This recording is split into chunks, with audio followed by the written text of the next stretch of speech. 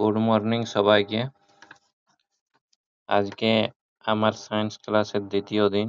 কাল আমরা 25টি railway group ডির প্রশ্ন সম্পর্কে আলোচনা করেছি এবং আজকে দ্বিতীয় ক্লাস। আশা করি তোমরা কাল ভালো বুঝতে পেরেছো, আর আজকে আমি আরো ভালোভাবে বোঝাবার চেষ্টা করব সব প্রশ্নগুলি। ওকে? যদি আমার ক্লাসটি তোমাদের ভালো লাগে তাহলে চ্যানেলটি সাবস্ক্রাইব করবে এবং লাইক করবে এবং তোমার বন্ধুদের সাথে ক্লাসটি শেয়ার করবে, যাতে এই ধরনের ভিডিও আরও পেতে পারো। ওকে, তাহলে শুরু করা যাক আজকের ক্লাস। আমাদের প্রথম কোশ্চেন হচ্ছে আজকে, কোন রোগ নিকেলের দ্বারা সৃষ্টি হয়? মানে নিকেলের দ্বারা বলছি কোন রোগটা সৃষ্টি হয়?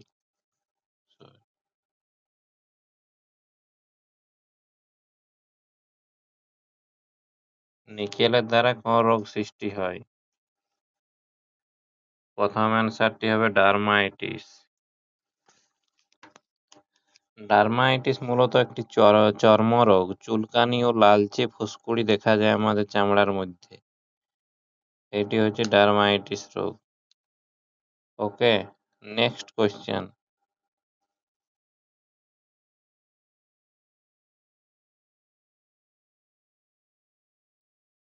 ড্যাশ হলো পৃথিবীর বায়ুমণ্ডলের সর্বনিম্ন স্তর? তোমরা সবাই জানো আমাদের পৃথিবীর বায়ুমণ্ডলটা কিছুগুলো স্তরে বিভক্ত হয়।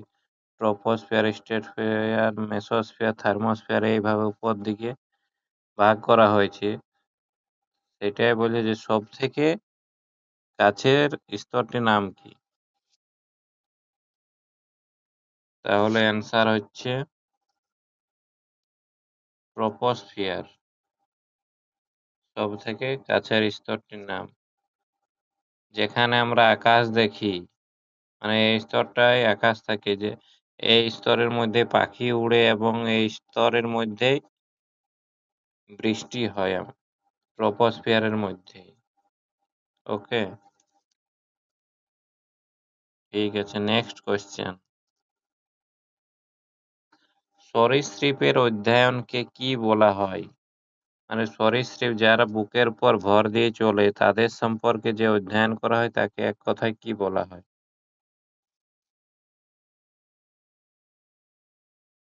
অ্যান্সার হচ্ছে হার্পেটোলজি। হার্পেটোলজি। আর সরীসৃপের একটা উদাহরণ,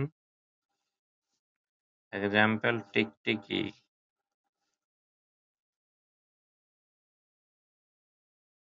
টিকটিকি হচ্ছে টিকটিকি আর কচ্ছপ।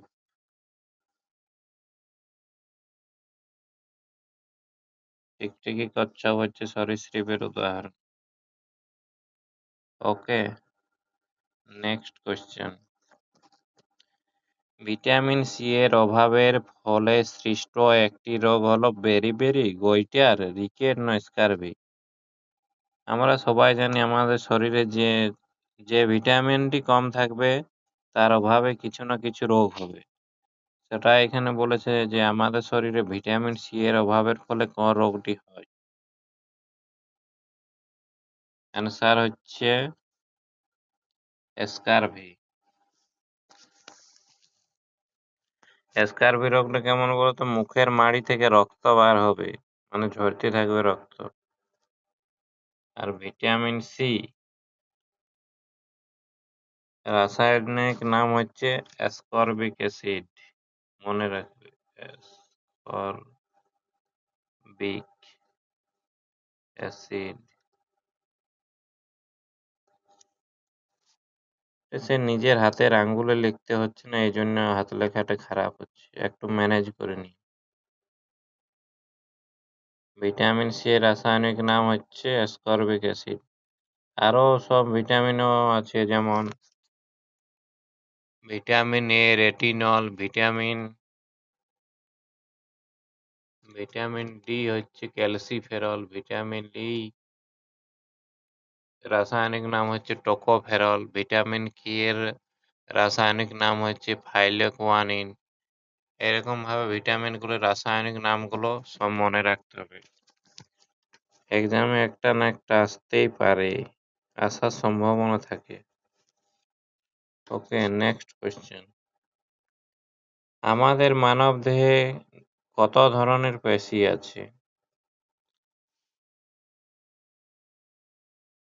শরীরের মধ্যে কত ধরনের পেশি আছে সেটা আসলে জিজ্ঞেস করেছি। অ্যান্সার হচ্ছে ৩ ধরনের। কঙ্কাল পেশি, মসৃণ পেশি, হৃদপেশি।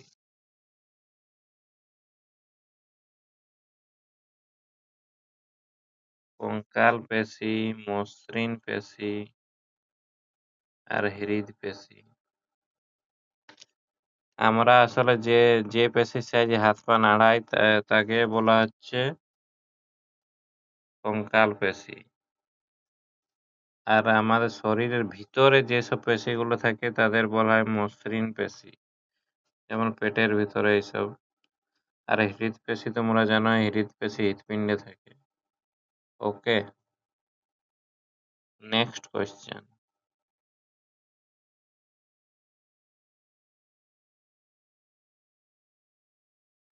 Carbon dioxide, methane, nitrous oxide একসঙ্গে এদেরকে কি হিসেবে উল্লেখ করা যায়? মানে এই ৩ টি এক ধরনেরই একটা একটা জিনিসেই হয়, এগুলোকে একসাথে বলছে কি বলা যায়? সিএফসি মানে ক্লোরোফ্লোরোকার্বন, গ্রিন হাউস গ্যাস, না তাপীয় গ্যাস, না জড় গ্যাস?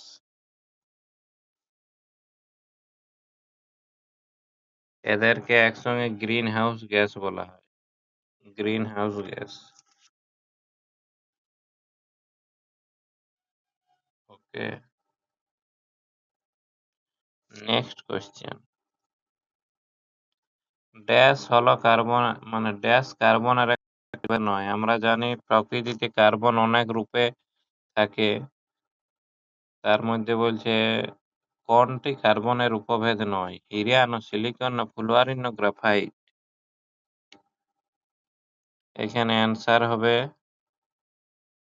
সিলিকন। হীরাও একটি কার্বনের উপভেদ বটে। হীরা কার্বন থেকে তৈরি হয়। ফুলুয়ারিনও বটে, গ্রাফাইটও বটে। গ্রাফাইট থেকে তো লেড তৈরি করা হয়, লেড। তাপের। ওকে,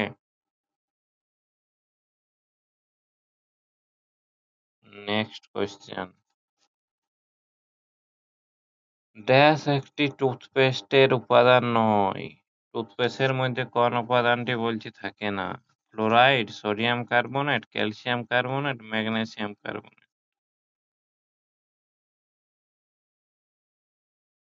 এখানে অ্যান্সার হবে সোডিয়াম কার্বনেট, যাকে আমরা বেকিং সোডা বলি। Baking soda. এগুলো টুথপেস্টের মধ্যে থাকে না। ক্যালসিয়াম কার্বনেট তো দাঁতকে শক্ত করার জন্য ইউজ হয়, এটা তো টুথপেস্টে থাকবেই। ওকে, নেক্সট কোয়েশ্চেন। লেড পেন্সিল তৈরিতে সাহায্য করে, একটু আগেই আমরা জানলাম যে লেড পেন্সিল তৈরিতে কি সাহায্য করে। তো চটপট উত্তরটি করে দাও সবাই।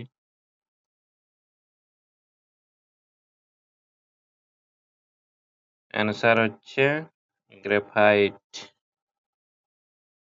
আমাদের লেডের ভিতরে যে একটি কালো ধরনের জিনিস থাকে সেটাই হচ্ছে গ্রাফাইট।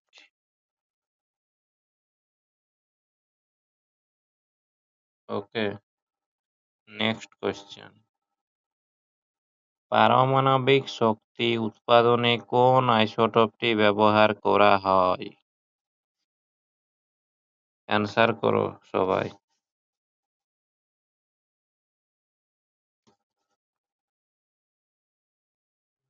ইউরেনিয়াম-235, ইউরেনিয়াম-238, ইউরেনিয়াম-234, ইউরেনিয়াম-236 কোনটি?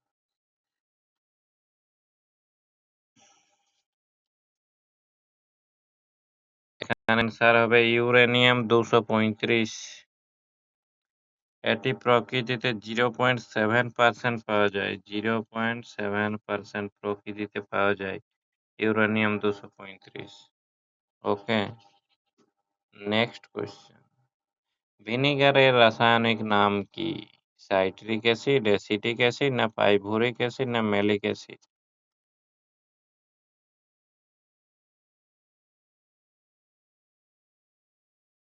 ভিনিগারের রাসায়নিক নাম হচ্ছে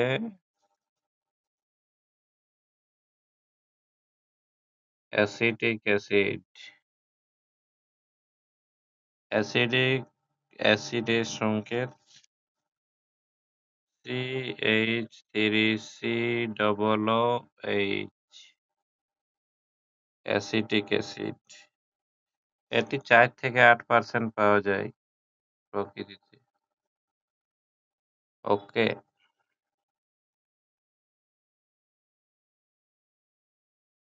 নেক্সট কোয়েশ্চেন।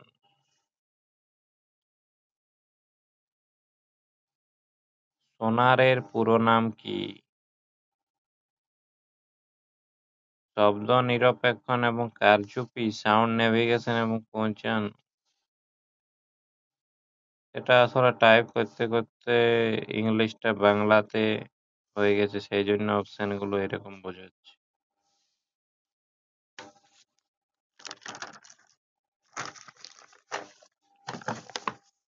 তো এটার অ্যান্সার করে দেওয়া যাক। Sound navigation and ranging. Answer C.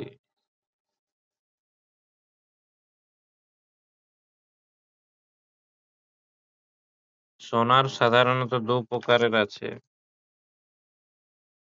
Active sonar আর প্যাসিভ সোনার। অ্যাক্টিভ আর প্যাসিভ। অ্যাক্টিভ সোনার হলো যেটা সমুদ্রের তলদেশে গিয়ে কোনো বস্তুর সাথে ধাক্কা খেয়ে আবার ফিরে আসে, সেটা হলো অ্যাক্টিভ সোনার।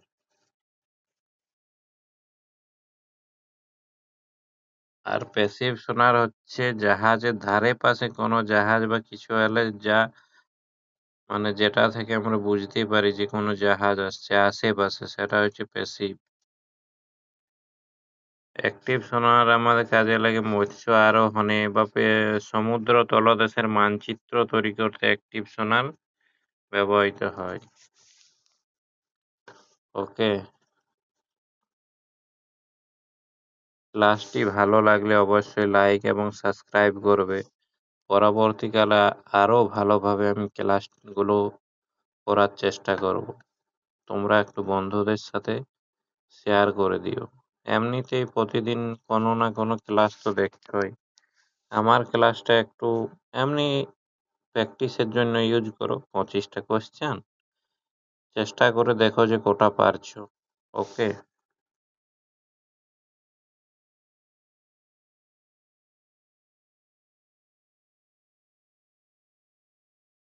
Next question. মেঘের রং সাদা হওয়ার কারণ কি?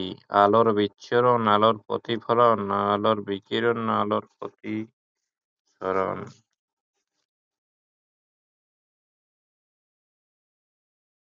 এখানে অ্যান্সার হবে আলোর বিচ্ছুরণ। মেঘের রং ধূসর ও কালো হয় যখন মেঘটার ঘনত্ব যখন বেড়ে যায় তখন মেঘের রং ধূসর ও কালো। আর এমনিতে বাতাসে যে জলীয় বাষ্প, বরফ কণা এগুলো থাকে তা সূর্যের রশ্মিকে শোষণ করে এবং বিক্ষেপণ করে, সেই জন্য আকাশকে সাদা দেখায়। আশা করি বুঝতে পেরেছো। মানুষ নিয়ে অধ্যয়নকে কি বলে? Anthropology, archaeology, andrology, archaeology?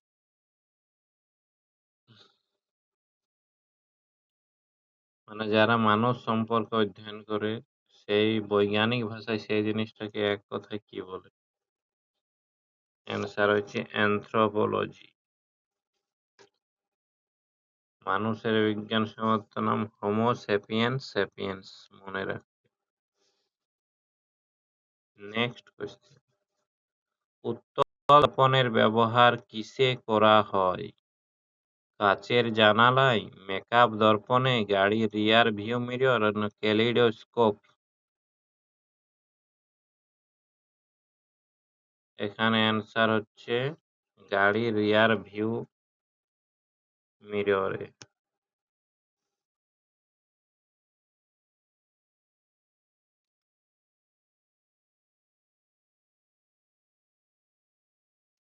মানে এটার সাহায্যে পেছনে যদি কোনো গাড়ি আসে তা দেখতে পাওয়া যায়, এবং আকারে যে যার ছবি দেখা যায় সেটা একটু ছোট দেখা যায়, যাতে ওই ছোট্ট আয়নার মধ্যে জিনিসটি দেখতে সুবিধা হয়। আর রাস্তার যে লাইট গুলো থাকে সেগুলোতে উত্তল দর্পণ ব্যবহার করা হয়, এবং টেলিস্কোপও ব্যবহার করা হয় উত্তল দর্পণ। কোষের সবথেকে বড় অংশ কোনটি? আমাদের যে কোষ নিয়ে শরীরটা গঠিত, সে বলছে একটা কোষের মধ্যে সবথেকে বড় অংশ কোন?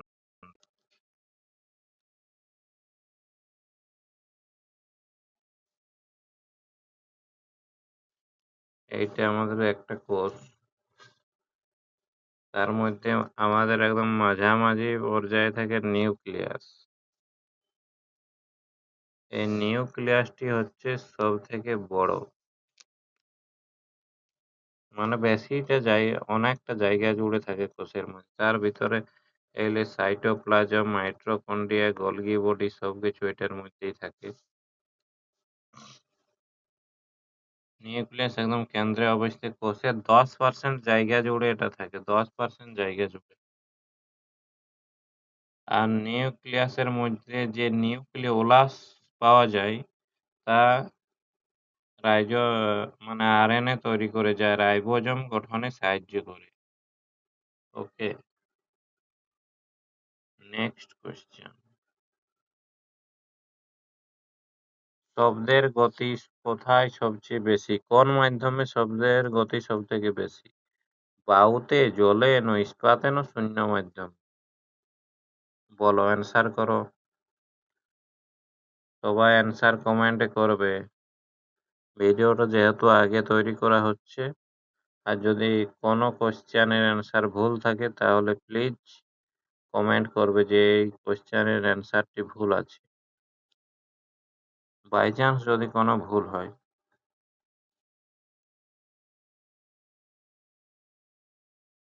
তাহলে এটার অ্যান্সার হবে ইস্পাতে। ইস্পাতে 5960 মিটার পার সেকেন্ড।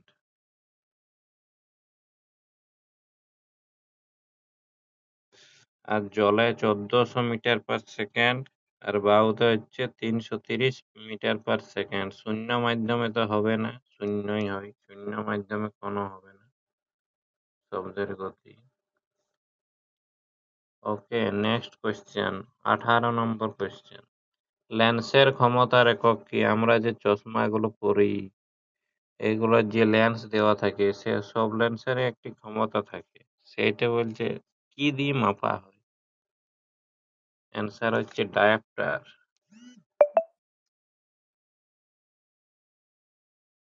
এসআইতে ডায়াপ্টারের একক হচ্ছে radian per metre. Radian per metre. এই লেখাটার কিছু একটা ব্যবস্থা করতে হবে, আঙ্গুলে ভালো লেখা হচ্ছে না। ওকে, মনে রাখ। 19 নম্বর, একটি উত্তল আয়না ব্যবহার করা হয় চুল সাজাতে, গাড়ির রিয়ার ভিউ মিরর হিসাবে, রং নির্ধারণে, না মাইক্রোস্কোপে? আমরা একটু আগেই পড়লাম, তাহলে এটার অ্যান্সার হবে গাড়ির রিয়ার বা ফ্রন্ট ভিউ মিরর হিসাবে। Okay, next question, hydrochloric acid HCl এর পুরো নাম জানো? হাইড্রোক্লোরিক অ্যাসিড পানিতে মিশলে কি উৎপন্ন হয়?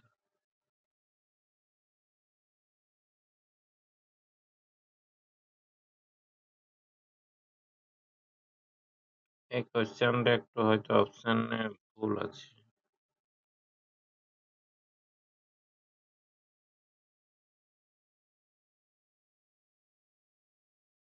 এটা পরের ক্লাসে ঠিক করে নেবো, এটা এখন বাদ দেওয়া হচ্ছে, এটা ভুল আছে। ওকে, নেক্সট কোয়েশ্চেন। স্বর্ণের বা সোনার রাসায়নিক প্রতীক কি? এজি নয় এইউ নয় এইচজি? বলো কোনটা সোনার রাসায়নিক নাম?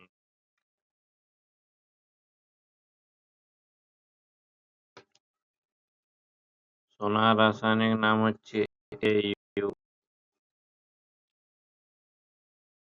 সোনার গলনাঙ্ক হচ্ছে 1064.4 ডিগ্রি সেন্টিগ্রেড।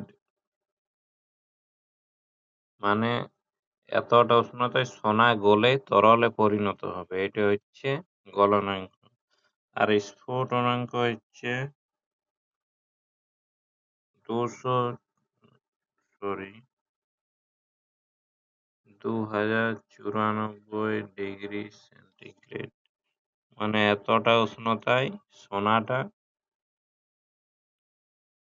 মানে ফুটতে শুরু করবে, এটা হচ্ছে স্ফুটনাঙ্ক। ওকে, নেক্সট কোয়েশ্চেন। এলপিজির সম্পূর্ণ রূপ কি? মানে এলপিজির full form liquid petroleum gas, light petroleum gas, low pressure gas, না liquid pure gas? Liquefied petroleum gas হবে এটা। অপশানে হয়তো একটু ভুল আছে, এখানে মনে হচ্ছে এটা হবে answer, liquid petroleum gas. Liquefied petroleum gas ওই সেম হচ্ছে, একই মনে হচ্ছে। ওকে, এলপিজি আমাদের জ্বালানির কাজে ব্যবহার করা হয়।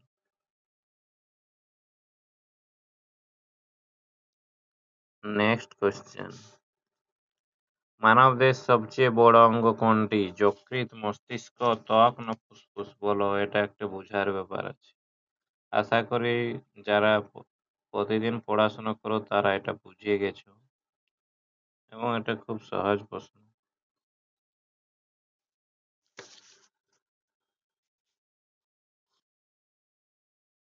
অ্যান্সারটি হচ্ছে ত্বক, মানবদেহের সবচেয়ে বড় অঙ্গ। ওকে, নেক্সট কোয়েশ্চেন। রক্তে অক্সিজেন পরিবহন কে করে? আমরা ছোট থেকে পড়ে আসছি, হিমোগ্লোবিন। Next question.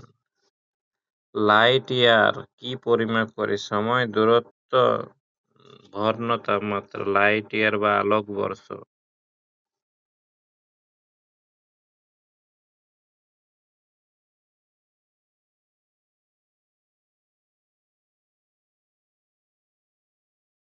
আলোকবর্ষ দূরত্বের দূরত্ব পরিমাপ করা হয় মহাকাশের মধ্যে। এক গ্রহ থেকে এক গ্রহের দূরত্ব, সূর্য থেকে পৃথিবীর দূরত্ব, এরকম দূরত্ব মাপা হয় লাইট ইয়ার থেকে। ওকে,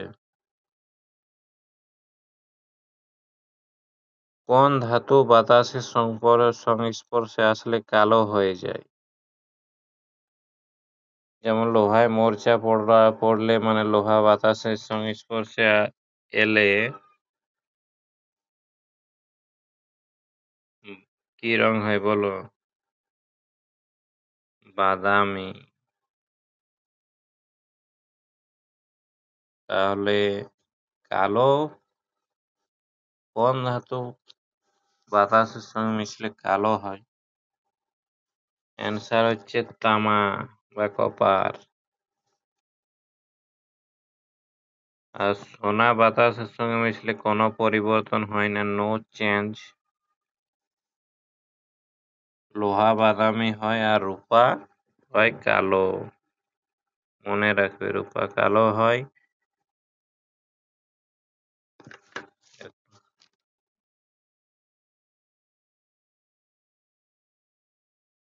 রূপা হয় কালো, তামা হয় সরি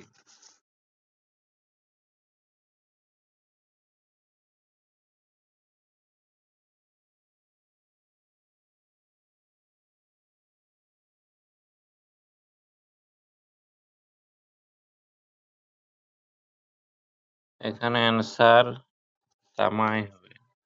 রূপারটা আমি ঠিক বলতে পারছি না। যেটা অ্যান্সার সেটা তামা।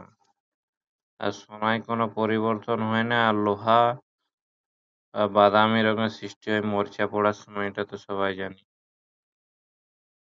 রূপারটা দেখবো পরের ক্লাসে জানাবো। ওকে।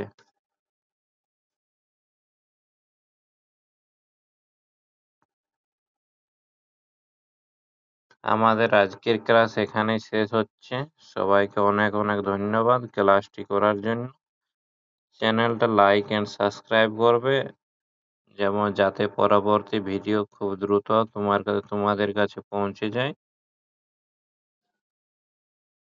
কালকের থেকে আশা করি আজকের ক্লাসটি ভালো হয়েছে। কাল তো পিডিএফ এ পড়ানো হয়েছিল। আজকে অনেক চেষ্টা করে অনেক কষ্ট করে এই পিপিটিটি তৈরি করেছি।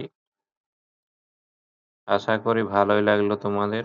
পরের দিন আরো ভালোভাবে ক্লাস হবে এবং জীবন বিজ্ঞানের একটি ক্লাস সিরিজ আসবে, যা প্রথম থেকে শেষ পর্যন্ত একদম ভালোভাবে পড়ানো হবে। যদি ভালো লাগে তাহলে অবশ্যই ক্লাসগুলো করবে এবং তোমার বন্ধুদের সাথে সাহায্য করবে। নেক্সট ক্লাস কাল আসবে। ততক্ষণ পর্যন্ত সবাই ভালো থাকো, সুস্থ থেকো। বাই।